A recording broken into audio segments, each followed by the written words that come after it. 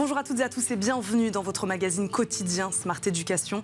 Un magazine, vous le savez, dédié à la formation, aux nouveaux métiers, aux nouvelles pédagogies.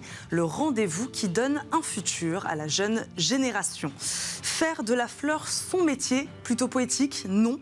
D'un point de vue plus pragmatique, le secteur de la fleur, lui, affiche une croissance insolente. Donc, il recrute. Malgré un contexte économique difficile, les Français ne diminuent pas leur budget fleurs. C'est ce que révèle une étude récente de Kantar. Les métiers de la fleur, artisans fleuristes ou encore décorateurs floral peuvent offrir de belles perspectives de carrière. On va parler formation à ces métiers.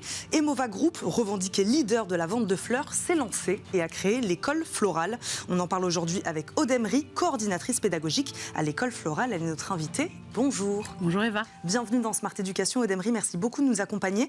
Je le disais, malgré un contexte de crise, le marché de la fleur, lui, va bien. Comment vous l'expliquez ? Toujours en croissance. C'est un secteur où les gens se retrouvent. On a besoin de vert, on a besoin de couleurs. Par les temps, depuis la Covid, le peut-être métier... même encore plus en temps de crise, finalement. C'est ça. Le métier est vraiment en tension depuis ce moment où on se retrouve avec une forte poussée, où les gens, même pour chez eux, simplement, c'est pas forcément un cadeau, simplement pour chez eux, ont besoin de ce petit moment de couleur. Donc la fleur, ça marche. Est-ce que le secteur y connaît actuellement des tensions de recrutement ? Ah, tout à fait. Oui. Tout à fait. On est en réelle tension. Sur quel métier ? Quels sont les métiers aujourd'hui les plus recherchés ? Vraiment fleuriste de magasin, fleuriste qualifié. Nous sommes en réel manque de fleuristes qualifiés. De petits fleuristes, grands fleuristes, c'est vrai qu'on parle souvent de cette compétition. Il n'y a pas de fleuristes, de petits fleuristes. Après, on a tous des formations différentes. Alors, ce qu'on appelle petit fleuriste, c'est peut-être l'indépendant au fin fond du quartier. Et en réalité, parfois, ce sont des perles. Donc, on a besoin des petits fleuristes, comme on a besoin des grands fleuristes qui peuvent être un grand fleuriste renommé, comme une franchise, comme une entité. On a besoin de tous les fleuristes. On va parler donc de formation à ces métiers. Vous, comment vous les qualifieriez, ces métiers liés, c'est ce que vous disiez, au vert, à la nature, à la terre ? Alors, ils vont être qualifiés d'hyper créatifs, je vais mettre hyper partout, je crois, dans le sens où on a besoin même nous, on est ouvert. Le fleuriste est ouvert à tout cela. On est ouvert aux gens parce qu'on est dans leur demande, on est attentif, on est créatif. Voilà, c'est vraiment les points forts du fleuriste. Donc vous recherchez peut-être plutôt des compétences comportementales que véritablement techniques. La technique, ça s'apprend par une formation. Exactement. La créativité, il faut l'avoir. Je pense qu'il y a une fibre, effectivement, Oui. Ce qu'on appelle les soft skills. C'est-à-dire qu'il faut tous les ressentis à côté, où on a besoin de quelqu'un de posé, de créatif, d'imaginatif, et à la fois qui ait le sourire et qui accueille un client et que le client se sente bien chez nous. Quel est le cursus aujourd'hui le plus répandu pour travailler dans la fleur ? On parle beaucoup des CAP. Oui, tout à fait. On commence de toute façon par un CAP. Jamais vous ne pourrez passer chez nous directement au brevet professionnel. Ça ne se fait pas. Donc forcément, vous passez par le CAP qui, lui, est en un an, en une année. Donc vous sortez diplômé d'une autre école, quelle qu'elle soit, et vous pouvez accéder au CAP fleuriste sur un an. Un an de formation, ça suffit pour se lancer dans le métier. Formation, tout à fait. Là, vous avez vraiment les bases de pratique, de botanique, de technologie professionnelle, vraiment les clés. Et puis, de toute façon, nous sommes sur une alternance. Donc, qui dit alternance dit vous êtes à l'école, mais vous êtes aussi chez un employeur où là, vous avez vraiment toutes les ficelles qui vous sont montrées. L'importance de la pratique. Pour quelles raisons, alors, Emova Group s'est-il lancé dans la formation de nouveaux talents ? C'est le rôle des entreprises aujourd'hui d'endosser ce rôle, cette responsabilité de former ces nouveaux talents. Nous avions en tant que franchiseurs déjà un service formation pour nos franchisés et nos collaborateurs pour les succursales. De formation continue là plutôt ? Non, toujours pareil. Nous étions sur des stages, des formations initiales, des petites formations. Et c'est vrai qu'on s'est dit pourquoi pas créer notre propre école pour former les fleuristes de demain. Comment on construit un cursus de formation lorsqu'on est une entreprise? Est-ce qu'on fait appel à des spécialistes de la pédagogie tout de même? Est-ce qu'on s'entoure de professeurs, de pédagogues? Alors, on a cette chance parmi nous d'avoir effectivement des formateurs qui sont formateurs de métier, avec du e-learning, avec vraiment de la pédagogie vraiment pointue. Et autrement, les autres formateurs dont je fais partie, sont de toute façon des gens du métier. Donc, on ne va pas inventer quoi que ce soit. Et puis, nous nous appuyons sur un référentiel national, comme tous les diplômes. Vous diriez que c'est peut-être ça, aujourd'hui, l'expertise de l'école florale, c'est cette expertise du groupe Emova Group et de ses professionnels, aujourd'hui, du secteur. C'est ce qui fait une formation d'excellence? C'est une école pour des professionnels, par des professionnels, tout à fait. C'est ce qui fait? C'est ce qui vous différencie aujourd'hui? Alors, il y a ça. Et puis, en plus, le côté certainement humain qu'on rajoute à notre école, où nous entourons énormément nos apprenants. Il y a un suivi pédagogique vraiment personnalisé. Alors, expliquez-nous comment marche exactement, comment ça marche ce cursus de formation, qui peut durer 1 an, qui peut durer plus. Voilà, comment ils sont encadrés? Vous parliez de pratique, vous parliez d'alternance. Quel est l'emploi du temps, voilà, d'un élève qui rentre demain à l'école florale? Alors, effectivement, il est suivi donc en classique. L'entrée se fait dans une école tout à fait basique. Vous rentrez en septembre, vous terminez en juin pour une année tout à fait normale, ensuite avec les examens. Une semaine d'école se passe parmi d'autres élèves, avec les cours dispensés, comme on l'a dit tout à l'heure, entre la botanique, la pratique, 1 journée et demie de pratique par semaine de toute façon.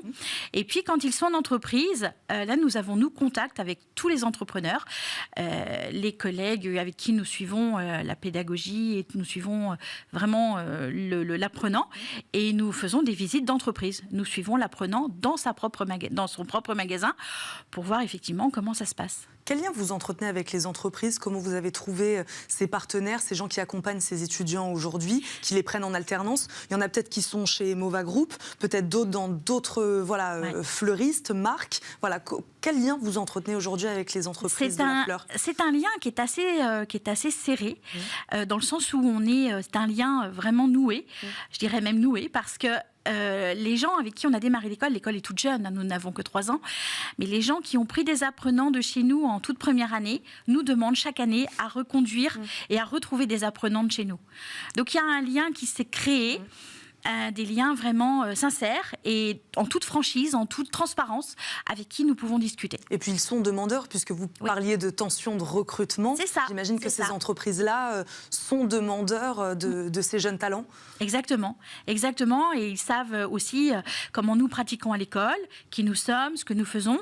Et quelque part, je pense qu'il y a un côté rassurant pour ces entreprises. Est-ce que vous êtes attentif aussi à leurs besoins? Vous le disiez, vous travaillez avec des professionnels du secteur. Les enseignants sont des professionnels du secteur. Vous êtes sans cesse en train d'écouter le marché de la fleur et vous vous adaptez à ces besoins-là? Oui, complètement. Complètement. Si effectivement, même un patron a besoin d'un élève pour X raisons, ça peut arriver. Durant la semaine école, il va nous demander est-ce que je peux le garder 2 jours, sachant qu'effectivement, il y a du monde, il y a du problème de recrutement et que dans ces cas-là, l'élève rattrapera ses cours, j'y tiens et j'y veillerai. Mais à côté de cela, effectivement, on est hyper attentionné, même vis-à-vis de nos collègues, bien sûr. Quand on parle de tension de recrutement, il y a évidemment cet enjeu de l'attractivité. Comment vous faites aujourd'hui? Est-ce que vous mettez des actions en place pour attirer les jeunes vers ces métiers de la fleur? Alors après, ça se fait en magasin, je pense, où ils doivent se sentir à l'aise. Et l'élève de lui-même, l'apprenant de lui-même, va se rendre compte qu'il y a une réelle évolution. Pour le fait, nous avons une apprenante qui est devenue responsable de magasin à la fin de son cursus. Donc c'est pas négligeable. Et dans une boutique, ils peuvent devenir, dans une boutique traditionnelle, peuvent devenir eux-mêmes responsables de magasin ou second. Et puis sur certains autres lieux, comme nous avons un élève par exemple qui est en hôtellerie, travaille sur un grand hôtel, ils peuvent venir aussi à lui-même décorateur à son tour. Oui, voilà, quels sont les métiers possibles? On a parlé de fleuriste, puisque vous disiez que c'était le métier aujourd'hui le plus recherché. Mais Mais là, vous parlez décorateur floral. Pour ceux qui nous écoutent, voilà, qui connaissent pas bien le marché de la fleur, et c'est normal, voilà, où est-ce qu'ils peuvent se retrouver demain si jamais ils tentent l'aventure d'une formation? On peut travailler avec des établissements de l'hôtellerie-restauration. On peut... Il y a les jardineries, bien sûr, qui ont aussi un rayon, en général, un rayon fleurs coupées. Vous avez tout ce qui est wedding planner, pour les gens qui préparent les mariages. Vous avez des gens qui vont se spécialiser sur des métiers comme la télévision, le cinéma, le théâtre, où il va y avoir des décorateurs vraiment très, très particuliers, des demandes vraiment pointues. C'est vrai que c'est une branche qui... Enfin, voilà, on a plusieurs branches comme ça qui vont être très variées. Vous parliez tout à l'heure de créativité, une compétence comportementale assez essentielle dans le métier aujourd'hui de fleuriste, ou en tout cas pour travailler dans la fleur. Aujourd'hui, si vous deviez établir un profil des étudiants, quel est-il? Est-ce que ce sont plus des garçons? Est-ce que ce sont plus des filles? Quelles compétences, quelles qualités ressortent? Voilà, quel est le profil aujourd'hui des étudiants dans ces formations? Je vais avoir une majorité de filles. Mais il y a quand même des garçons qui sont attirés par la profession. Voilà. Et puis, au niveau des qualités, on va revenir à la créativité, on va revenir à l'imagination, on va revenir au don de vouloir comment dire, échanger, un accueil. Enfin, il y a l'accueil, il y a...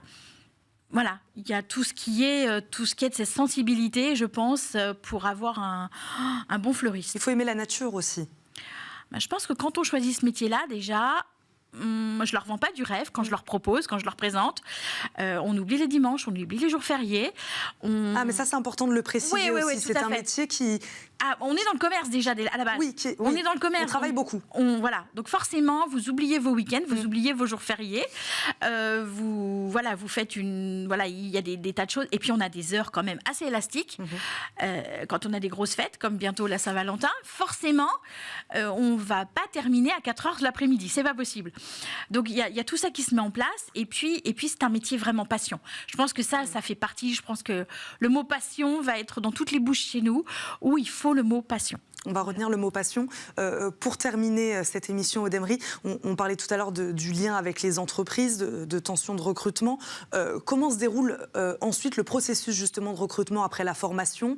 Est-ce qu'il y en a qui intègrent Emova Group justement? Voilà, est-ce que vous garantissez un taux d'employabilité? Voilà, vos étudiants à la fin de leur cursus, est-ce qu'ils trouvent un travail? Il y a deux grosses branches. La première, effectivement, l'élève a fait son CAP, n'a pas envie de continuer, mais très souvent, je dirais une grosse majorité du temps, l'élève, l'apprenant, est embauché dans l'entreprise où il est. Ça peut être la succursale, ça peut être la franchise, ça peut être l'indépendant. Quand ils s'y plaisent, en général, ils font leur place. Et puis la deuxième chose, ils sont tellement passionnés qu'ils continuent par un brevet professionnel. Ça, c'est la deuxième option. Et ben voilà, on a eu les deux options. Merci beaucoup Aude-Emery d'avoir été avec nous aujourd'hui dans Smart Éducation. Je rappelle, vous êtes la coordinatrice pédagogique de l'école florale qui appartient donc à Emova Group. Merci beaucoup de nous avoir accompagnés aujourd'hui. Merci à vous de nous avoir suivis. On se retrouve évidemment très vite pour un nouveau numéro de Smart Éducation. À très vite. Ciao.